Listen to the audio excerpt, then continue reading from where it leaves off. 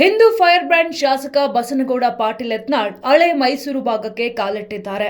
ಬಿಜೆಪಿಯಿಂದ ಉಚ್ಚಾಟನೆಗೊಂಡ ಬಳಿಕ ಯತ್ನಾಳ್ ಕ್ರೇಜ್ ಹೆಚ್ಚಾಗಿದ್ದು, ಮದ್ದೂರು ಕಲ್ಲು ತೂರಾಟದ ಬಳಿಕ ಹಳೆ ಮೈಸೂರು ಭಾಗದಲ್ಲಿ ಆಕ್ಟಿವ್ ಆಗಿದ್ದಾರೆ.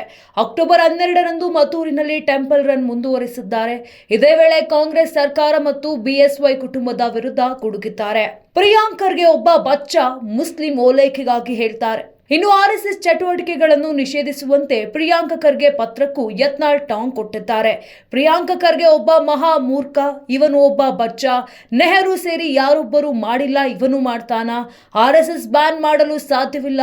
ಮುಸ್ಲಿಂ ಓಲೈಕೆಗಾಗಿ ಈ ರೀತಿ ಹೇಳ್ತಾರೆ. ಆರ್ಎಸ್ಎಸ್ ಕಬ್ಜಾ ಮಾಡಿಲ್ಲ, ಬದಲಾಗಿ ಭಾರತ ಭೂಮಿಗೆ ನಮಸ್ಕಾರ ಮಾಡಿ ಹೋಗ್ತಾರೆ. ಜವಾಹರ್ಲಾಲ್ ನೆಹರುವಿಂದ ಹಿಡಿದು ಇಲ್ಲಿವರೆಗೆ ಎಲ್ಲರೂ ಪ್ರಯತ್ನ ಮಾಡಿದ್ದಾರೆ. RSS ಬ್ಯಾನ್ ಮಾಡಲಿಕ್ಕೆ ಜಗತ್ತಿನ ಯಾವುದೇ ದೃಷ್ಟಿಸಿಕೊಳ್ಳಲು ಸಾಧ್ಯ ಇಲ್ಲ. RSS ಎಷ್ಟು ಸೂರ್ಯಚಂದ್ರ ಸತ್ಯವೋ ಅಷ್ಟು ಅದರ ಒಂದು ಈ ದೇಶದಲ್ಲಿ ಅಸ್ತಿತ್ವ ಇರ್ತದೆ. RSS ಅಳಿಸಿ ಹಾಕೋಕ್ಕೆ ಯಾರಿಗೂ ಸಾಧ್ಯ ಇಲ್ಲ.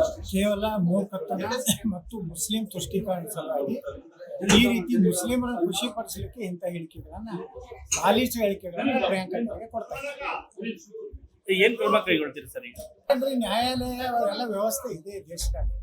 ಸುಪ್ರೀಂ ಕೋರ್ಟ್ನಲ್ಲಿ ಸಹ ಹಿಂದೆ ಸಾಕಷ್ಟು ತೀರ್ಪುಗಳು ಹಿಂದೆ ನೆಹರು ಬ್ಯಾನ್ ಮಾಡೋದು ನಾವೇ ವಾಪಸ್ ಏನೂ ಮಾಡ್ಲಿಕ್ಕೆ ಆಗೋದಿಲ್ಲ, ಏನೂ ಆಗೋದಿಲ್ಲ. ಸುಮ್ಮನೆ ಮುಸ್ಲಿಮರನ್ನ ಖುಷಿ ಪಡಿಸಲಿಕ್ಕೆ ಈ ರೀತಿ ಪ್ರಿಯಾಂಕ್ ಖರ್ಗೆ ಯಾವಾಗಲಿಂದ ಹೇಳಿಕೆಗಳನ್ನು ಕೊಡ್ತಾರೆ. ಉಚ್ಚಾಟನೆ ಪಶ್ಚಾತ್ತಾಪ ಇಲ್ಲ, ನಾನಾಗೆ ಶರಣಾಗತಿ ಆಗಲ್ಲ. ಬಿಜೆಪಿಯಿಂದ ಉಚ್ಚಾಟನೆ ಮಾಡಿದ್ದರ ಬಗ್ಗೆ ಯತ್ನಾಳ್ ಮಾತನಾಡಿದ್ದು, ಉಚ್ಚಾಟನೆ ಬಗ್ಗೆ ಪಶ್ಚಾತ್ತಾಪ ಇಲ್ಲ ಎಂದಿದ್ದಾರೆ.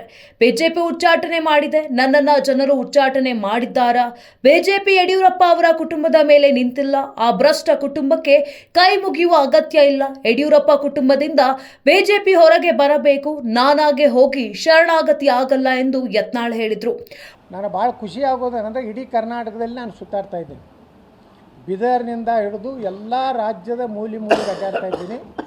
ನಾವು ಉದಾಹರಣೆ ಕೊಡ್ತಾ ಇರುವಂಥದ್ದು ಮಂಡ್ಯ ಜಿಲ್ಲೆ ಮದ್ದೂರಿನಲ್ಲಿ ಇಟ್ಟು ಜಾಗೃತಿ ಆಗಿದೆ ಅಂದರೆ ಕರ್ನಾಟಕದಲ್ಲಿ 2028ರ ಚುನಾವಣೆಯಲ್ಲಿ ಈ ರಾಜ್ಯದಲ್ಲಿ ಹಿಂದೂ ಪರವಾದಂಥ ಒಬ್ಬ ವ್ಯಕ್ತಿ, ಹಿಂದೂ ಸರ್ಕಾರ ಬರಬೇಕನ್ನುವಂಥ ಭಾವನೆ ಇವತ್ತು ಎಲ್ಲರಲ್ಲಿ ಬಂದ್ಬಿಟ್ಟಿದೆ. ಒಟ್ನಲ್ಲಿ 2028ಕ್ಕೆ ನಾನೇ ಸಿಎಂ ಅಂತಿರುವ ಯತ್ನಾಳ್ ರಾಷ್ಟ್ರೀಯ ಪಕ್ಷಗಳಿಗೆ ಸೆಡ್ಡು ಹೊಡೆದು ಸಕ್ಸಸ್ ಪಡಿತಾರಾ ಅನ್ನೋದನ್ನ ಕಾದು ನೋಡಬೇಕಿದೆ. News desk, Karnataka TV. ತುಂಬಾ ದಪ್ಪ ಇದ್ದೀರಾ? ಅದರಲ್ಲೂ ಯಾವುದೇ ಸೈಡ್ ಎಫೆಕ್ಟ್ ಇಂದ ಸಣ್ಣ ಆಗ್ಬೇಕಾ?